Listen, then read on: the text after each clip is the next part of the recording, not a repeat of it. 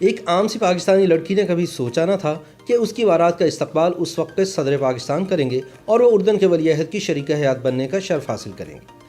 یہ کوئی افسانوی کہانی نہیں بلکہ ایک حقیقت ہے۔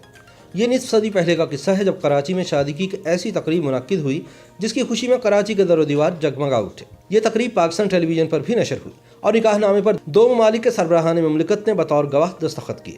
یہ 15 جولائی سن 1968 کی بات ہے جب اردن کے بادشاہ شاہ حسین کے چچا شریف حسین بن ناصر پاکستان کے سابق سیکرٹری خارجہ اکرام اللہ کی سب سے چھوٹی صاحبزادی ثروت کے لیے اردن کے ولی عہد شہزادہ حسن بن طلال کا رشتہ لے کر پاکستان تشریف لائے۔ اس رشتے کی منظوری سے پاکستان بھر میں خوشی کی ایک لہر دوڑ گئی۔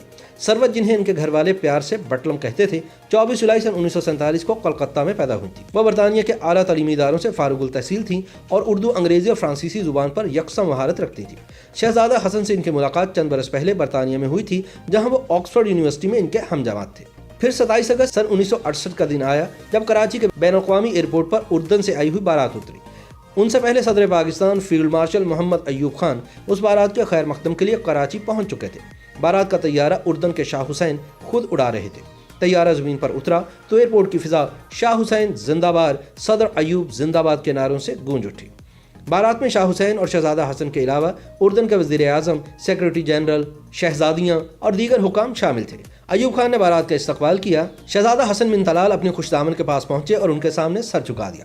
بیگم اکرام اللہ نے دعائیں دیتے ہوئے ان کے سر پر شفقت سے ہاتھ رکھ دیا۔ بارات کو گارڈ آف آنر پیش کیا، جس کے بعد بارات اسٹیٹ گیسٹ ہاؤس کے لیے روانہ ہو گئی۔ کراچی کی آراستہ و پیراستہ سڑکوں پر پاکستانی عوام خیر مقدمی نعروں سے بارات کا استقبال کر رہے تھے اور صدر ایوب، شاہ حسین اور شہزادہ حسن کی ایک جھلک دیکھنے کو بےتاب تھے۔ ایوان صدر میں بیگم شائستہ اکرام اللہ کی جانب سے زہرانے کا انتظام تھا۔ شام کو شاہی خاندان کلفٹن میں بیگم شائستہ اکرام اللہ کے گھر کاشانہ پہنچا، جہاں مہندی کی رسم ادا کی گئی۔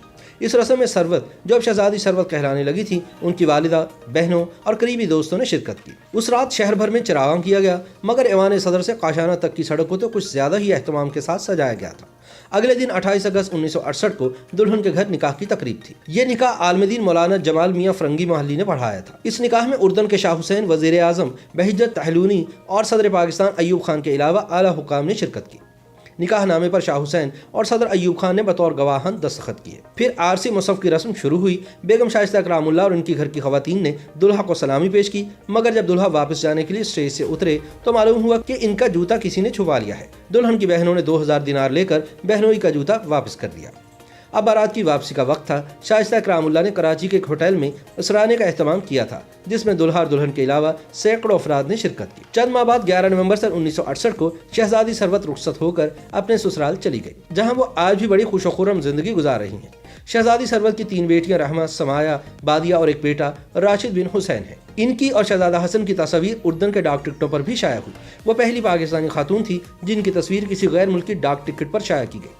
شادی کے بعد سال ہر سال شہزادہ حسن اردن کے ولی عہد کے منصب پر فائز رہے، لیکن پھر کہانی میں ایک نیا موڑ آیا اور شاہ حسین نے سن 1999 میں اپنی وفات سے چند روز قبل اپنے صاحبزادے شہزادہ عبداللہ کو اپنا ولی عہد نامزد کر دیا، جنہوں نے شاہ حسین کے انتقال کے فوراً بعد بادشاہت کا منصب سنبھال لیا۔ مختصر یہ کہ شہزادی ثروت اور شہزادہ حسن کی یہ شادی افسانوی شادیاں جیسی تھی اور اس کی یاد آج تک اہل پاکستان کے دلوں میں زندہ ہے۔ YouTube پر گوگلی نیوز دیکھنے کے لیے youtube.com کی سرچ بار میں googly news T V type کریں۔ گوگلی نیوز کے پیج پر سرخ رنگ کے سبسکرپشن والے بٹن پر کلک کرنا نہ بھولیے۔ YouTube پیج پر اپلوڈ ہونے والی ویڈیوز سے باخبر رہنے کے لیے بیل آئیکن پر کلک کیجیے۔ آپ کو ہر نئی ویڈیو کے بارے میں نوٹیفیکیشن موصول ہو جائے گا۔